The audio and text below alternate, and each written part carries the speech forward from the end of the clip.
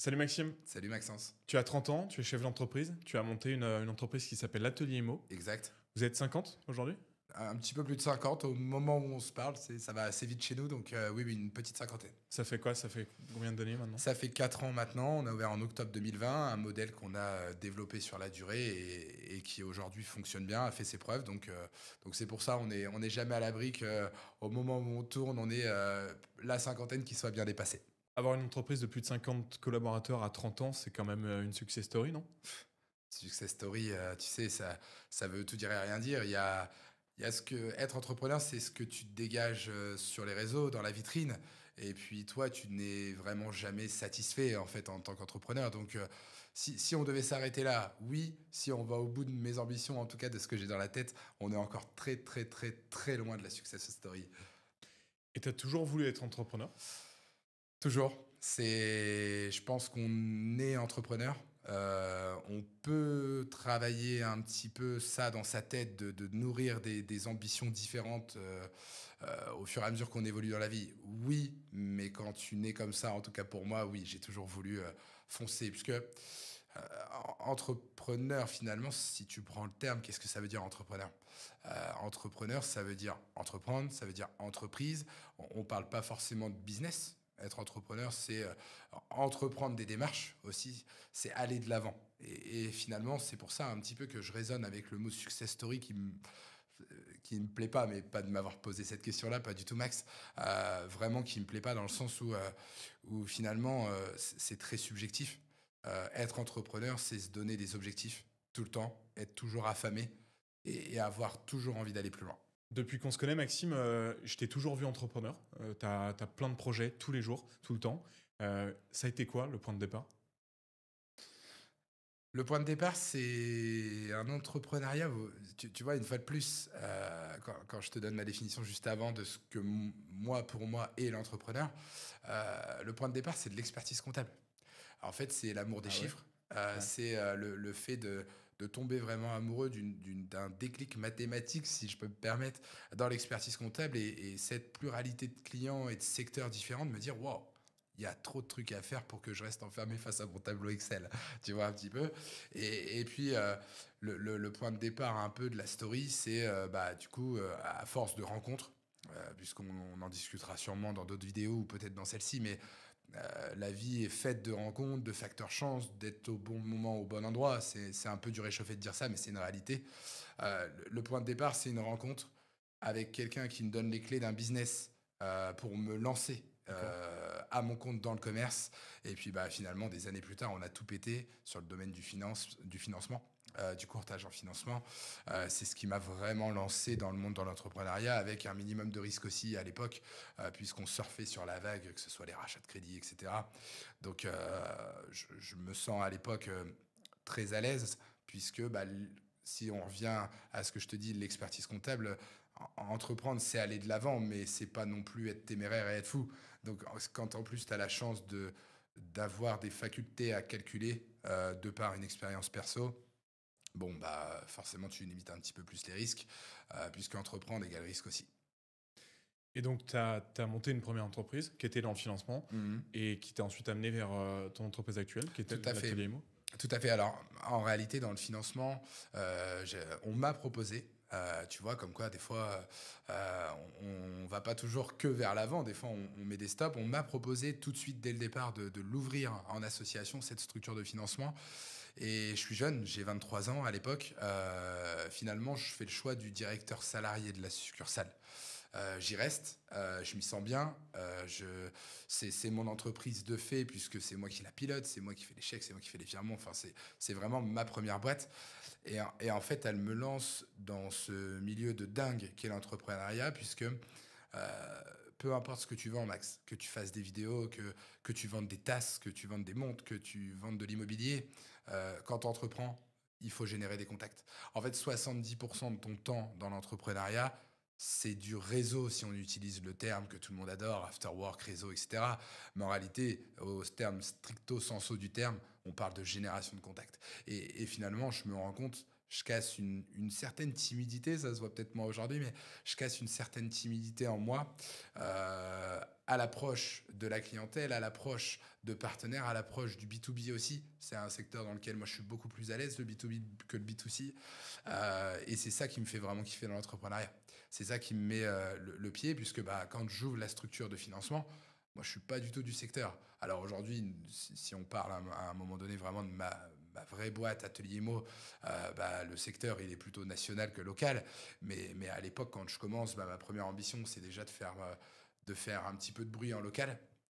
Clairement, quand je commence, c'est de me dire, OK, comment je peux devenir numéro un, puisque j'ai un mindset, c'est un petit peu chiant, mais j'ai du mal à accepter la deuxième place.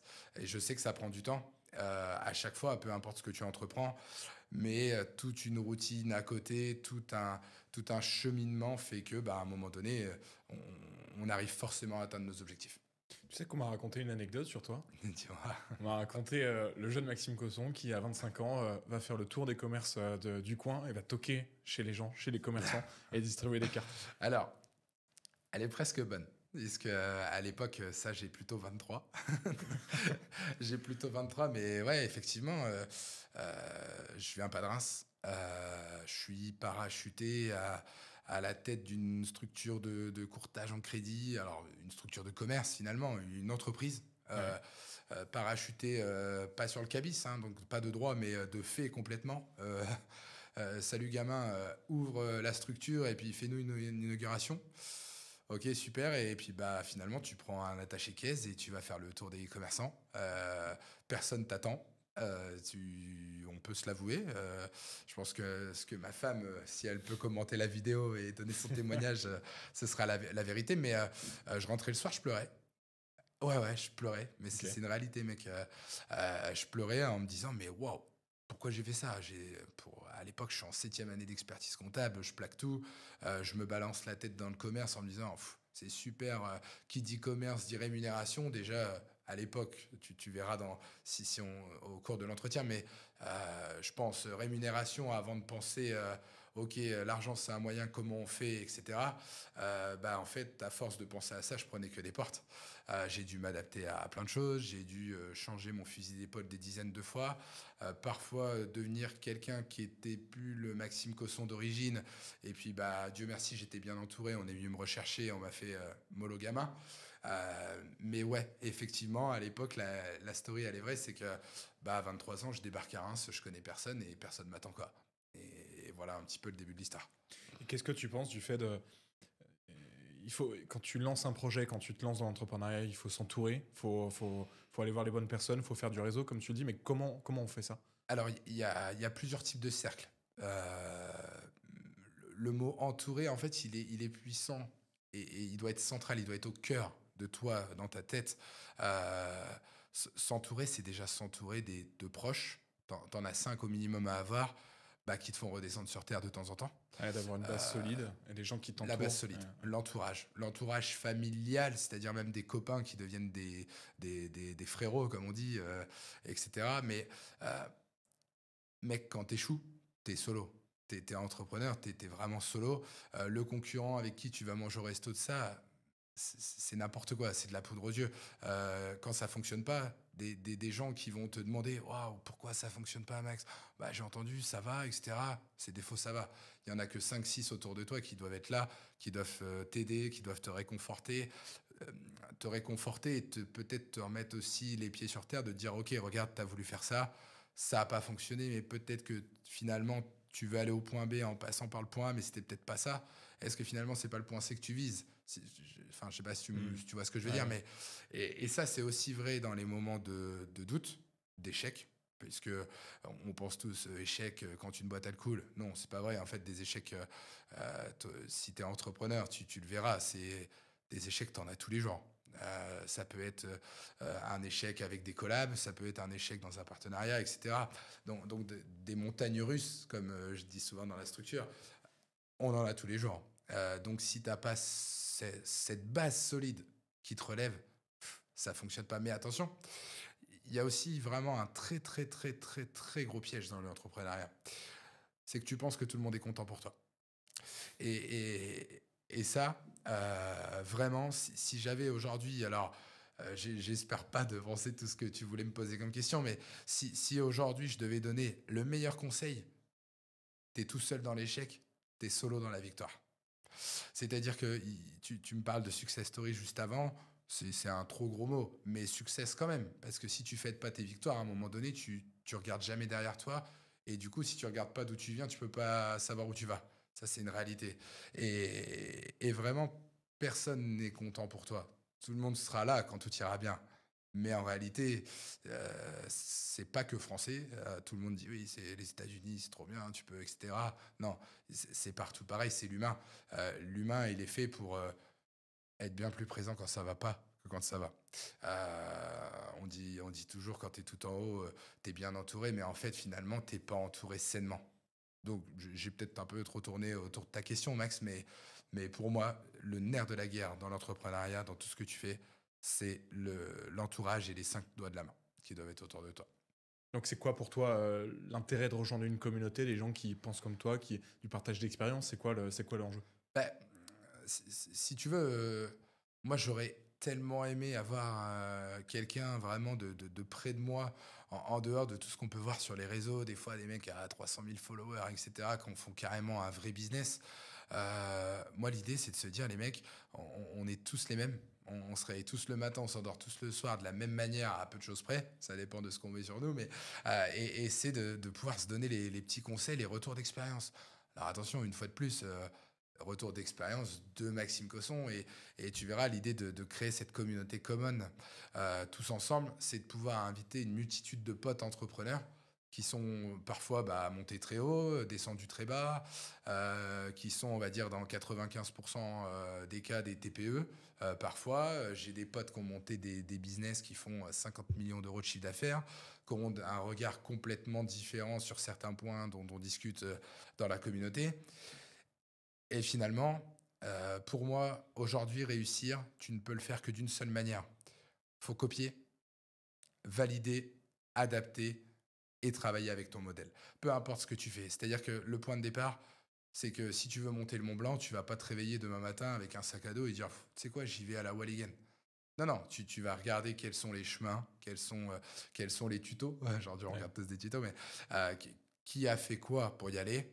Et toi, une fois sur place, une fois que tu vas être à l'aise sur le chemin, tu vas te dire, attends, mais il n'y a jamais personne qui est passé par là, mais ça a l'air vachement cool, etc.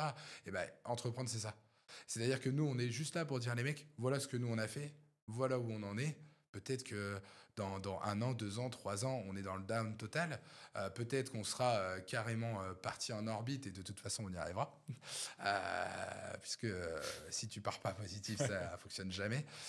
Mais l'idée, c'est vraiment de pouvoir justement faire tout ce mix de toutes les expériences possibles et que vraiment chacun adapte à lui, adapte, améliore. Exactement ça. Quand j'ai lancé mon activité au tout début, j'attendais vraiment que je sois prêt pour enfin partir et que tout soit en place T'es pour jamais lancer mon prêt, Max. activité. Et T'es t'es jamais jamais prêt. prêt. J'ai compris un truc, c'est constamment work in progress. Et le projet que tu as aujourd'hui, il sera différent demain, mais le lendemain encore, il sera encore différent. Qu'est-ce que t'en penses? Tu m'as sorti une anecdote tout à l'heure, je vais t'en ressortir une. Ouais. Donc, domaine de l'expertise comptable, t'imagines bien qu'avant de lancer tout ça, les tableaux Excel, ils sont verrouillés de chez Ouais, verrouillés, j'imagine. tout est carré, etc. 3 semaines. Pendant 3 semaines, j'ai pas dormi le jour où j'ai signé mon bail. Les premiers locaux de l'atelier Mo, la structure, mon entreprise, mon bébé à moi, je les ai en location. J'ai fait le malin jusqu'au jour où on a signé le bail. Et si tu veux, en fait, pourquoi je dors plus pendant 3 semaines, c'est que ça y est, le bail il est parti, c'est réel, c'est concret. C'est un peu comme nos clients quand ils veulent faire un investissement locatif clé en main. T'en connais peut-être toi-même. Ouais, moi je serai investisseur un jour, etc. C'est super simple à devenir investisseur, hein. C'est un jeu d'effet de levier avec la banque et finalement c'est quelqu'un qui te prête de l'argent pour acheter quelque chose qui t'appartient à toi, qui va être remboursé par quelqu'un d'autre.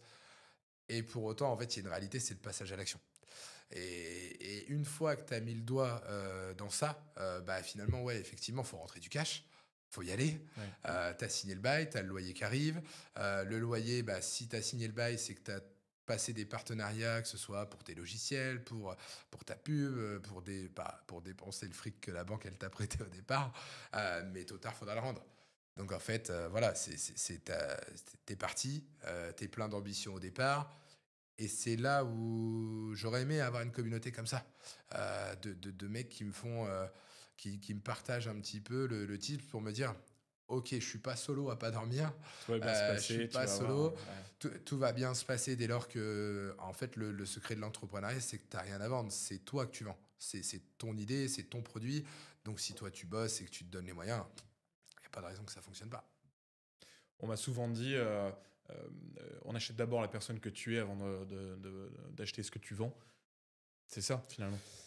Si je te donne un exemple, dans le développement, nous, de la structure, si on parle atelier Emo, dans le développement de la structure, j'ai des super mecs, des super représentants de la marque qui la développent. Et effectivement, quand tu portes un bébé, quand tu l'as créé, tu le connais mieux que personne et on a un taux de transfo dans le développement de la structure qui est beaucoup plus fort quand moi je suis dedans, quand dans l'opération de closing, Ouais. on va dire. Donc oui, en fait, c'est très simple. C'est une histoire, une fois de plus. Alors, c'est le terme à la mode, donc je vais te l'utiliser une paire de fois, mais c'est une histoire de mindset. Mec, si tu y crois, il n'y a pas de raison que ça fonctionne pas. Ouais, t'emportes les gens avec toi. Ouais. C'est forcément, t'es un leader. T'avais des Churchill qui disaient qu'on oublie que le chef d'entreprise, c'est celui qui tire le char.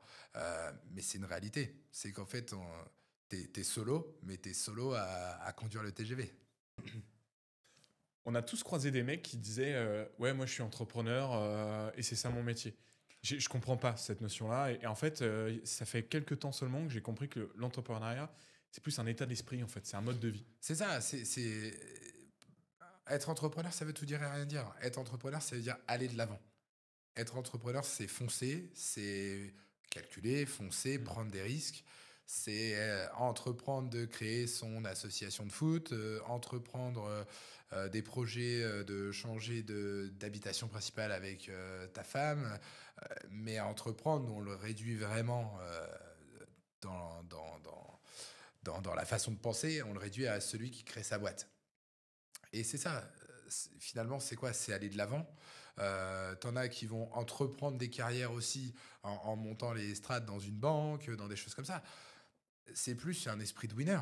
C'est un esprit de gagnant. C'est de te dire, moi, si j'entreprends, c'est que je vais au bout. Je sais que je vais me casser la gueule. Je sais que je vais manger des obstacles, qu'une fois que je vais... alors, c'est un peu le terme à la mode aussi, que j'aime pas utiliser, mais on va l'utiliser. Je suis un peu disruptif à un moment donné sur mon secteur.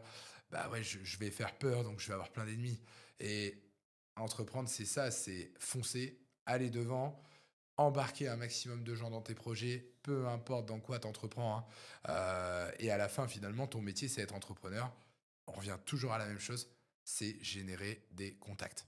Des contacts, du réseau, emmener des gens pour monter des clubs, des projets, des events.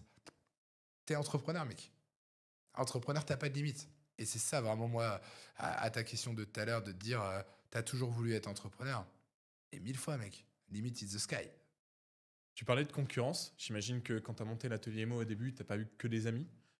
Comment tu vis la concurrence et comment tu l'as vécu et comment aujourd'hui tu la transformes en opportunité?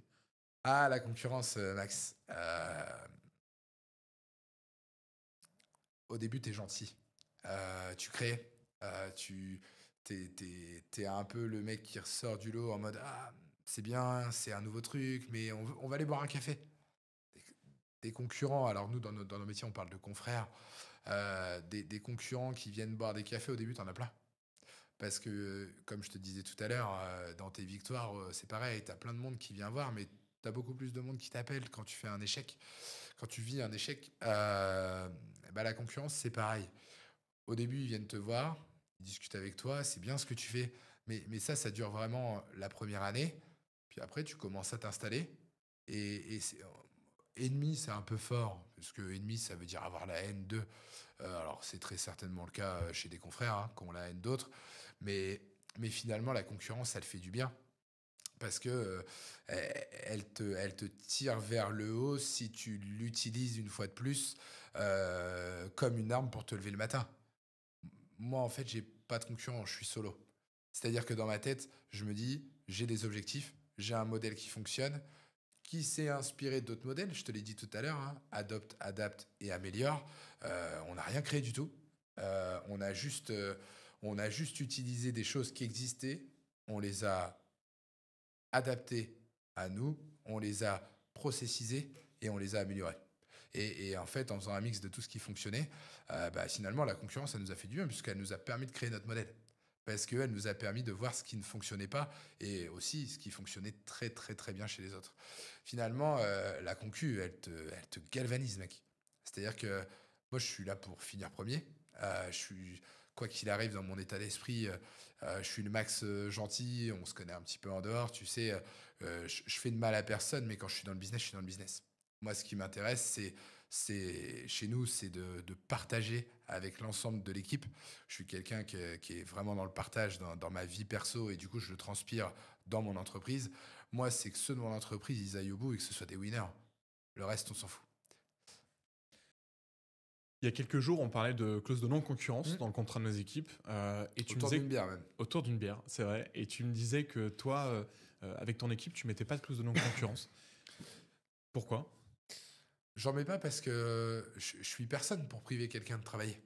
Euh, Moi, aujourd'hui, si tu as la ref, je suis un peu comme. Je vois mon entreprise comme le train de Jean d'Ormesson, qui dit que la vie est un train et que les gens montent, les gens descendent. On espère pour certaines personnes qu'elles descendent le plus tard possible.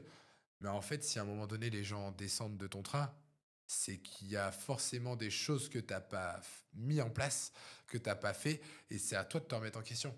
En fait, si à un moment donné, tu veux performer et durer dans le business, il faut que tu t'améliores. On est OK, on est en phase là-dessus. Il faut que les anciens diront faut vivre avec son temps. Mais c'est une réalité, on s'adapte. On a vu arriver de l'IA là récemment, on a vu arriver des outils de Maboule comme Notion, des choses vraiment qu'on fait déjà évoluer des business. Alors même si on est encore jeune et qu'on est né avec les nouvelles technologies, en tout cas celles qui existent aujourd'hui, ou presque, mais il faut toujours te remettre en question. Donc moi, dès que j'ai un départ d'un collab, que ce soit un super collab ou un collab moyen ou débutant, peu importe, je le vis comme un échec, quoi qu'il arrive. Parce que une fois de plus, je te parlais de partage. Moi, quand tu rentres dans mon entreprise, ça veut dire que tu rentres dans mon délire, tu rentres dans ma cour à moi de récré, dans laquelle on est là pour faire du biz. C'est-à-dire que dans l'ordre, avant de parler de faire du biz et de la REM, je veux que tu te sentes bien, je veux que tu sois épanoui. Si tu pars, c'est qu'à un moment donné, tu ne l'es pas. Et si tu ne l'as pas, l'idée, c'est de se remettre en question. C'est pas de te dire, ah bah tu t'en vas, je te coupe l'herbe sous le pied, tu sais quoi, t'as pas le droit de travailler. C'est vachement démago. Il y en a qui ont essayé, je suis le premier à l'avoir subi. Quand j'ai quitté, je parlais du courtage en financement, qui est mon premier business de fait que j'ai lancé. Quand je suis parti, j'étais trop content d'ouvrir ça, etc. Paf, on me coupe l'herbe sous le pied, mais mec, t'es qui pour empêcher quelqu'un de travailler, quelqu'un d'entreprendre?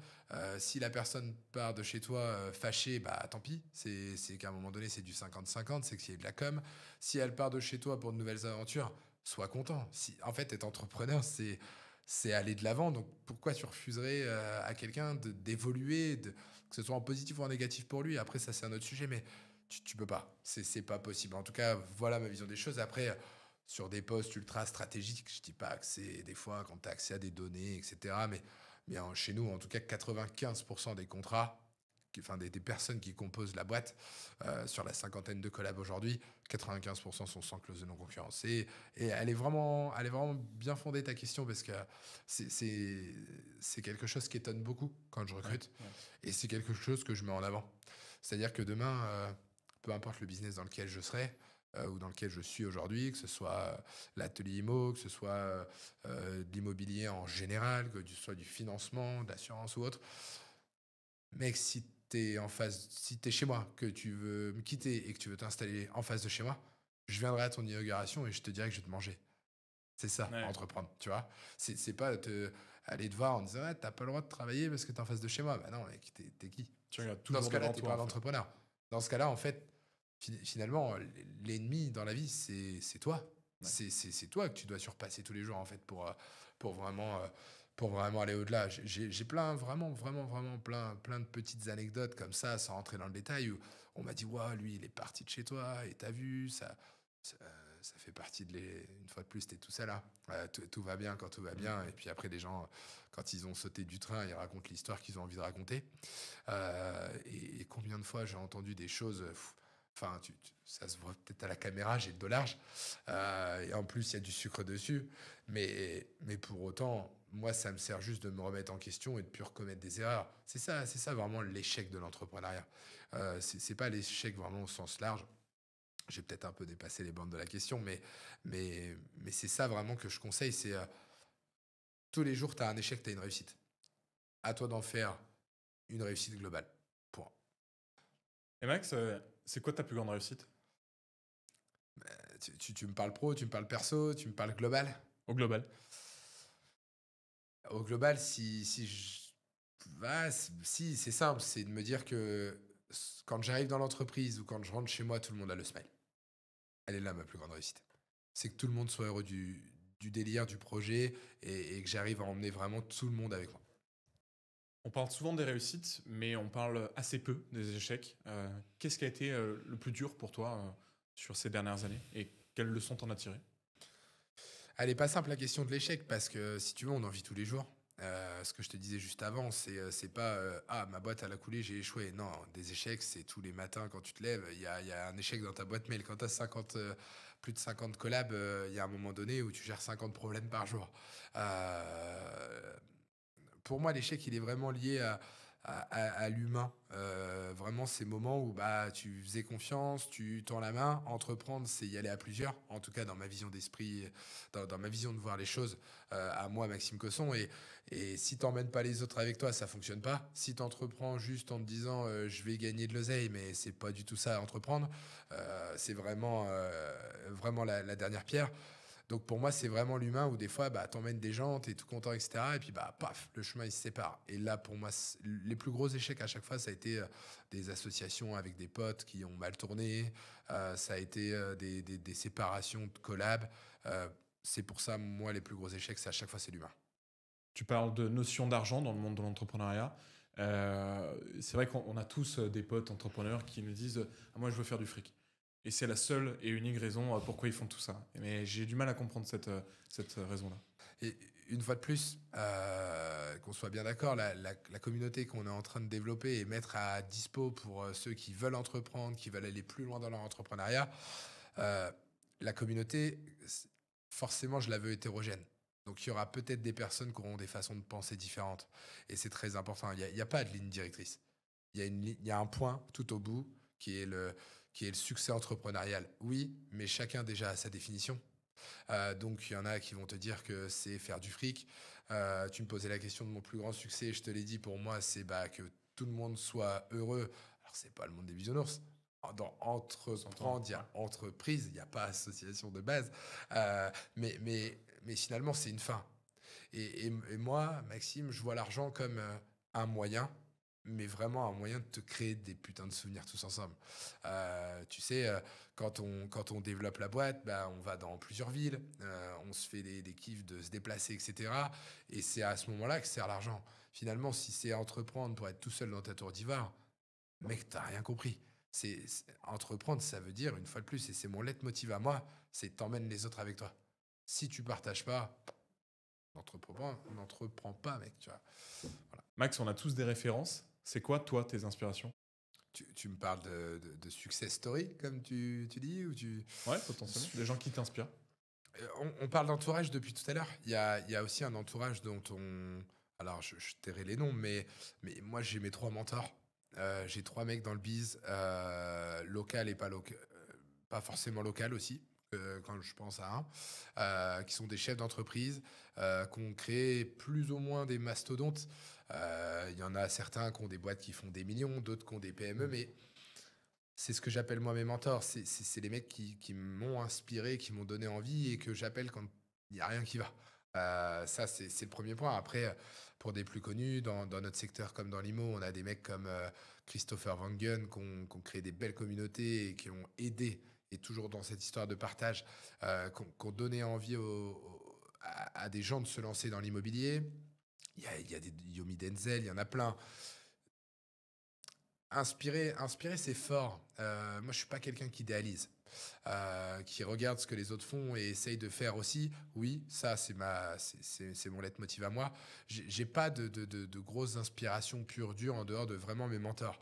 Moi j'aime bien les mecs qui sont partis de rien, qui sont toujours peut-être rien à leurs yeux, mais qui pour moi sont déjà des monstres, tu vois, Ouais. dans le mindset toujours. C'est pas une histoire de chiffres, etc.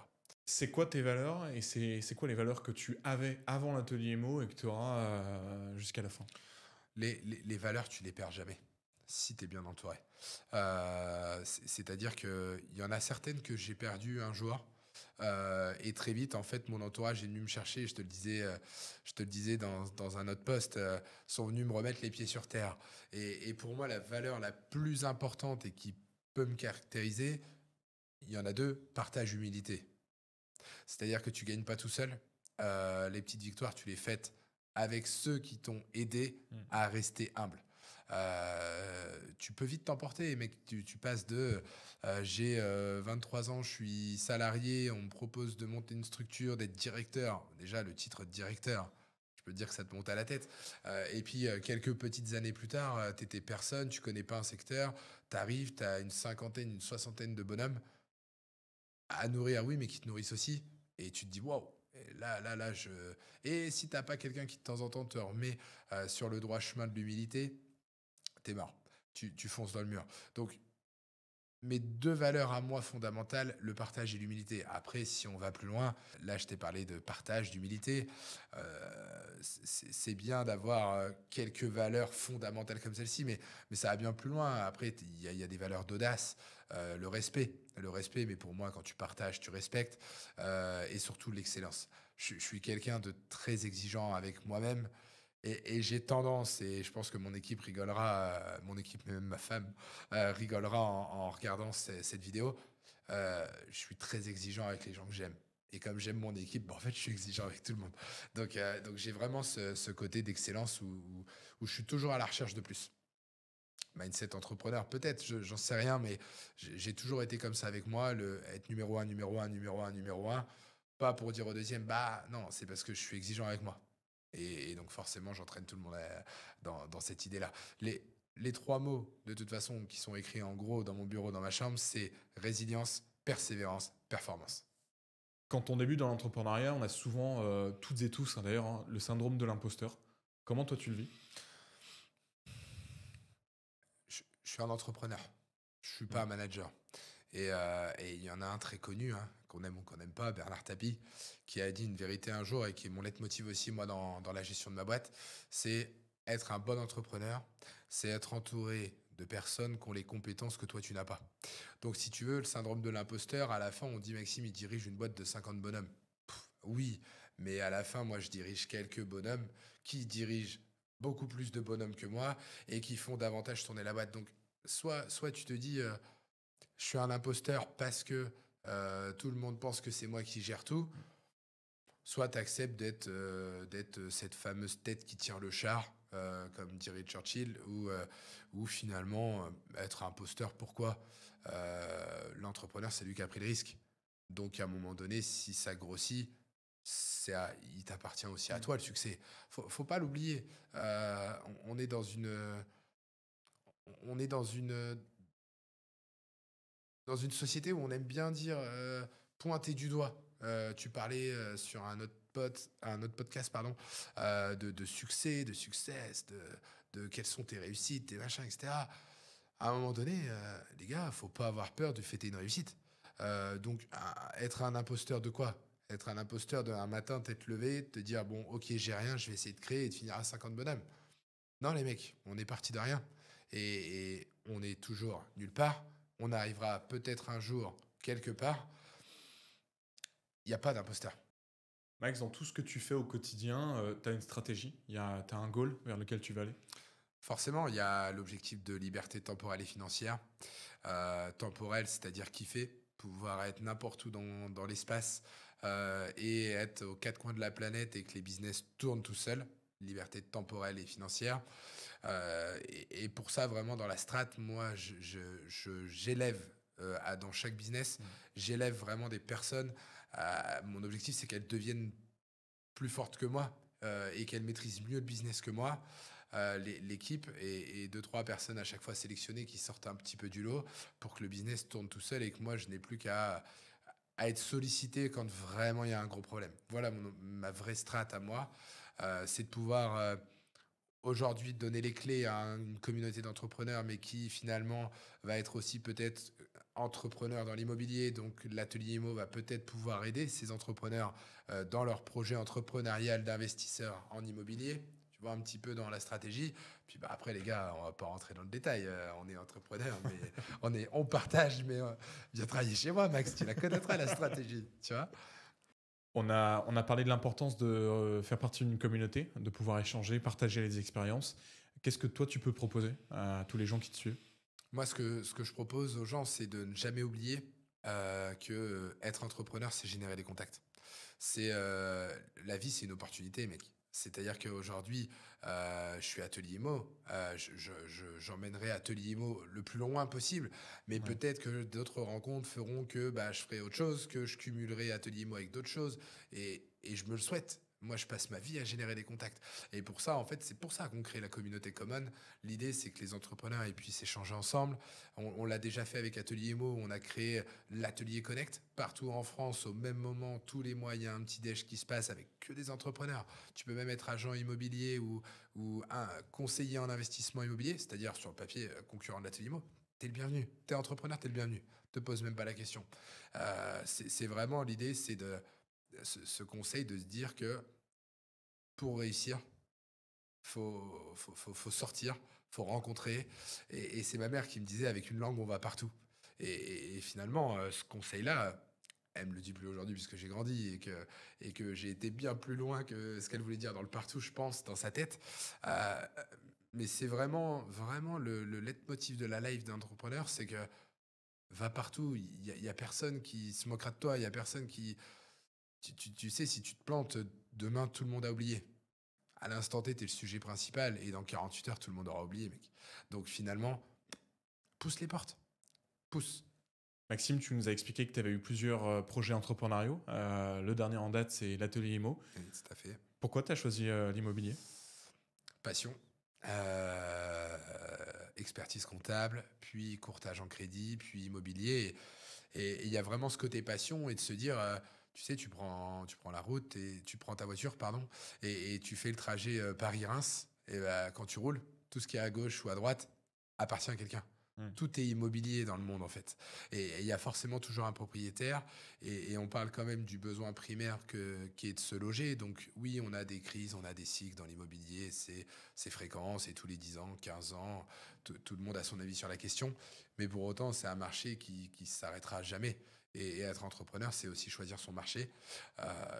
Tu te lances, tu te lances beaucoup dans l'entrepreneuriat par passion. Oui, mais attention, il faut quand même choisir son marché. Et là, j'ai la chance aujourd'hui de pouvoir être dans le marché que j'adore, l'immobilier, et d'entreprendre dedans, quoi.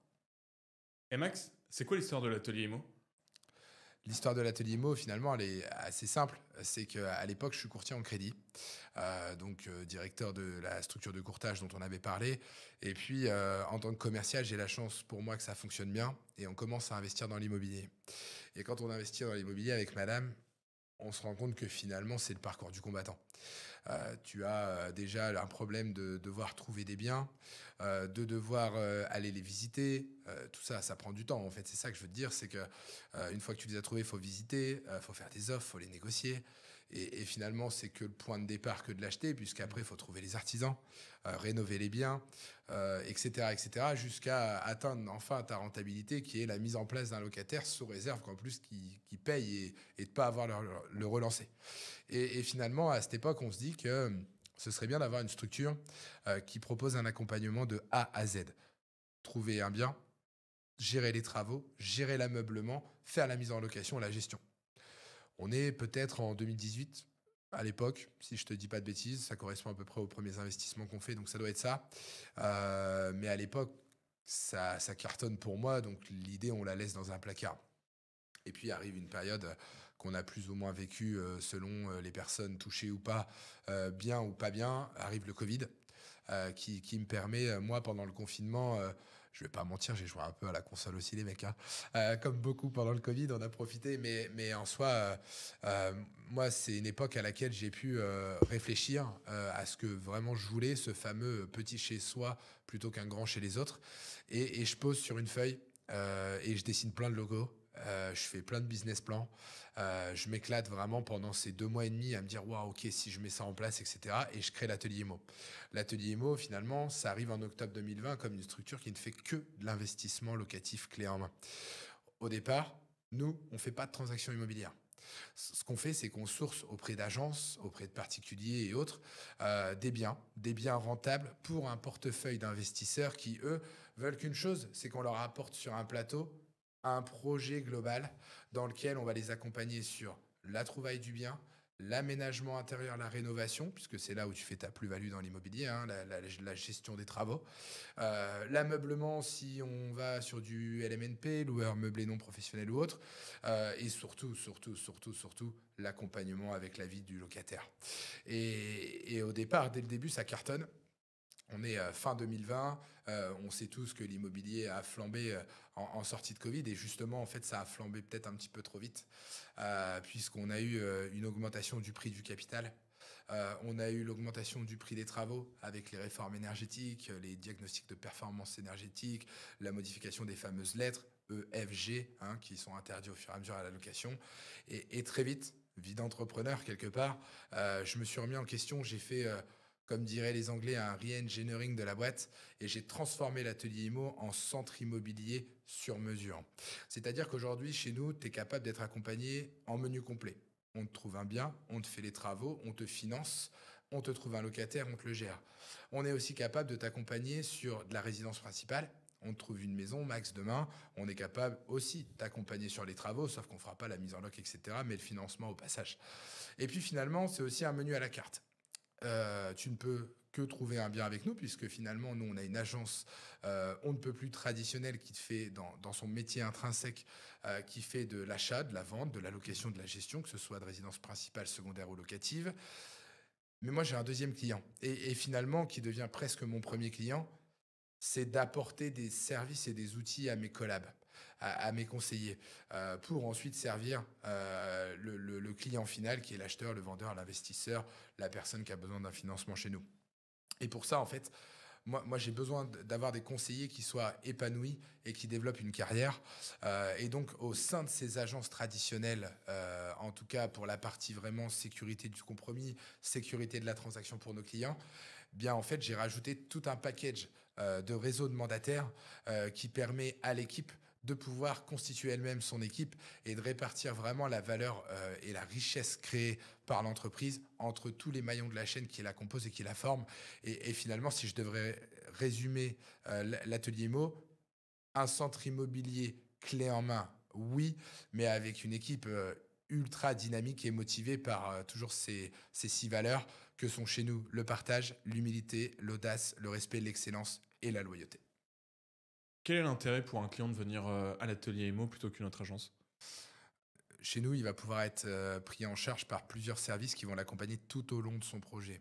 C'est ce que on appelle, quand on rigole avec les clients, le menu complet. On va vraiment être capable de l'accompagner et même parfois simplement de le conseiller sur toute la strate de son projet. C'est-à-dire même les travaux, la réno, le financement, le côté assurantiel. On n'est pas une simple agence immobilière, on est vraiment un centre immobilier clé en main où à chaque pôle que tu retrouves à l'atelier IMO, tu as un expert dédié qui peut t'accompagner. Puisque c'est bien beau d'avoir un interlocuteur unique comme on vous vend dans les catalogues, mais l'interlocuteur unique, c'est le médecin généraliste. Mais le généraliste, il ne sait pas tout faire. À chaque fois, il te renvoie vers les spécialistes. Et bien chez nous, c'est pareil. Le client qui rentre à l'atelier IMO, il est chouchouté par son généraliste, oui, mais qui à chaque fois le met en relation avec un expert dédié. C'est ça, l'atelier IMO. Et Max, depuis tout à l'heure, on parle de l'atelier IMO, ça me donne presque envie de vous rejoindre. Mais T'es c'est le bienvenu, quoi? Max, hein, t'es le bienvenu. Eh ben, avec plaisir. Mais c'est quoi pour un conseiller en fait? C'est quoi l'atelier IMO? Moi, je te parle de partage tout le temps dans les vidéos qu'on tourne, etc. Et je suis toujours dans cette histoire de partager la carrière d'un de mes collabs. C'est-à-dire de pouvoir lui offrir la possibilité dans la même structure, plutôt que d'arrêter l'immobilier, la transaction immobilière, la gestion, les travaux, et de quitter une aventure, bah, il a la possibilité de se recycler quelque part en interne. Aujourd'hui, je suis dans les travaux, peut-être que je vais être formé et que j'évoluerai et je ferai évoluer ma carrière dans la transaction immobilière, dans la gestion. Voilà, déjà, ça, c'est le premier point. Si on s'en tient vraiment de manière intrinsèque au métier de conseiller en immobilier, nous, on a créé un modèle hybride qui n'existait pas. On a pris les deux gros acteurs, on a fait une sorte de SWOT, force, faiblesse, menace, opportunité sur les agences immobilières et sur les réseaux de mandataires. En fait, ce qui en ressort, c'est qu'on a pris le meilleur des deux, on a adapté, on a fait une tambouille, on a fait la nôtre. L'idée de l'atelier IMO, c'est de pouvoir avoir un réseau d'agences immobilières, donc proximité pour le client, possibilité de recevoir du public, possibilité et surtout, et ça c'est le plus important, de sécuriser les transactions de nos clients, puisqu'on reste agent immobilier qui est complètement différent de conseiller en immobilier.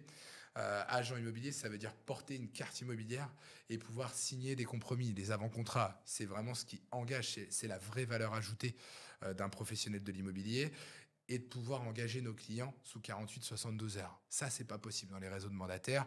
Là où les réseaux de mandataires, eux, vont durer un petit peu dans le temps dans l'élaboration des compromis via nos partenaires notaires, hein, mais qui n'ont pas forcément un seul client à l'instant T. Nous, on a vraiment un service juridique qui nous permet d'être efficace, efficient et de gagner du temps et donc de sécuriser tout le monde, le vendeur et l'acheteur. Ok, ça, c'est le premier point. Et vraiment, ce qui est important, c'est que chez nous, on a pris le meilleur des réseaux de mandataires, leur fichu réseau de MLM. C'est-à-dire que pourquoi ça va vite chez nous, c'est que tout le monde a intérêt à développer son équipe. Lorsque tu seras chez nous, peut-être un jour au Maxence, tu vas vendre et tu percevras la même commission en tant que vendeur que les autres collaborateurs. Tout le monde est sur le même pied d'égalité, il y a un seul et même contrat. Et au bout d'un moment, tu vas vouloir recruter, développer ton équipe, avoir des collabs, transmettre. On est toujours dans le partage. Eh bien, en fait, quand tu vas transmettre, comme tu vas t'occuper de tes équipes, eh bien pour ça, tu percevras une rémunération. C'est-à-dire que ton collab, considérons qu'il s'appelle Lilian, que tu vas recruter, tu vas t'en occuper en tant que parrain marraine. Oui, donc pour ça, lui, lorsqu'il vendra, il aura la même rémunération que toi quand tu vends un bien.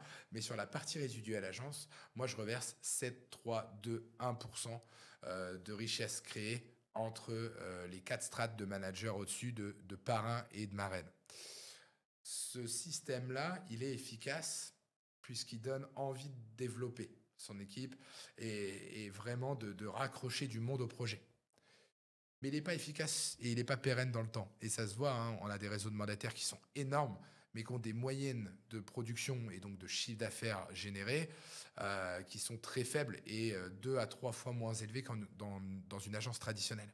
Eh bien, en fait, la particularité de l'atelier Mo, c'est que nous, on a fait un réseau de conseillers qui est conseiller en immobilier. C'est-à-dire que tu n'es pas manager. Dire que tu deviens manager parce que tu as recruté une personne, laissons ça aux mandataires. Chez nous, à l'atelier Mo, on a conscience qu'en fait, pour pouvoir coacher, il faut des coachs. Tu peux pas demain, Max, recruter quelqu'un et te dire ouais, je suis manager, alors qu'en fait, pour toi remplir ton frigo, il faut aussi que tu vendes des maisons. Il faut que tu vendes des appartements, il faut que tu vendes des investissements. Et ben pour ça, le vrai côté hybride de l'atelier Mo, c'est de se dire on est une agence, on a un réseau de mandataires, mais le parrain et la marraine, au sens stricto sensu du terme, en fait, il est parrain, il est marraine, elle est marraine. C'est-à-dire que tu t'occupes de la personne, tu es là pour elle, comme dans la vie. Alors, je ne sais pas si tu es parrain de quelqu'un, mais comme dans la vie, t'es parrain, donc tu es là pour les bons, les mauvais moments, tu es là pour répondre au téléphone quand il y a besoin, mais c'est pas toi qui fais l'éducation. Nous, quand tu rentres chez nous, tu as vraiment un coach qui, de base, va faire avec toi ce qu'on appelle un atelier votre réussite et qui en fait va prendre le temps de quelle est la corrélation entre tes objectifs pro, tes objectifs perso, comment tu veux travailler, quel est le moyen que tu veux obtenir, c'est-à-dire qu'est-ce que tu veux gagner par mois pour faire corréler tout ça. Et par rapport à ton système de REM et à tes perspectives et tes ambitions, on va construire tout un plan d'accompagnement. Et chaque semaine au départ, lorsque tu commences, tu vas être suivi par ta coach, ton coach, peu importe, qui va vraiment t'apporter les tips et te mettre le coup de pied aux fesses que les mandataires parfois n'ont pas en travaillant de chez eux et vraiment t'accompagner dans ton succès. T'es conseiller en immobilier, ça veut dire que tu ne penses qu'à ton commerce. Tu ne penses pas à surdévelopper tes équipes, puisque moi, en fait, j'ai des développeurs qui vont t'aider dans la construction de ton équipe et donc toujours dans cette recherche de la liberté temporelle et financière, c'est-à-dire pouvoir bénéficier de revenus passifs sur tes équipes ou presque passifs puisque tu es parrain marraine, donc tu te dois de temps en temps de mettre un petit peu une pièce dans la bécane. Tu es conseiller en immobilier, donc tu n'as pas besoin de développer ton équipe, on vient de se le dire, de coacher. C'est pas à toi de créer tes outils de communication. Tu rentres chez moi, tu as un service communication qui est là pour t'aider. Et le dernier point, et ça c'est primordial pour le conseiller comme pour ma sécurité à moi, porteur de carte, on a le service Assistana commercial qui est un service juridique qui rédige et qui envoie en signature l'ensemble des documents, que ce soit du mandat au compromis. Et finalement, en fait, la boucle, elle est bouclée. C'est-à-dire qu'on a un conseiller qui est motivé parce qu'il se sent comme à la maison. Il a une formation exceptionnelle qu'on se tue vraiment à faire monter en compétences chaque mois. À chaque fois qu'on dispense la formation aux nouveaux entrants, on se dit, OK, qu'est-ce qu'on peut améliorer puisque chacun apporte sa pierre à l'édifice, comme on peut dire. Il a des outils pour bosser, le conseiller. Il est conseiller immobilier, c'est-à-dire qu'il a toutes les fonctions support qui l'aident. Et à la fin, le nerf de la guerre quand même, il est extrêmement bien rémunéré. Mais bon, après, si tu veux en savoir plus, Max, n'hésite pas.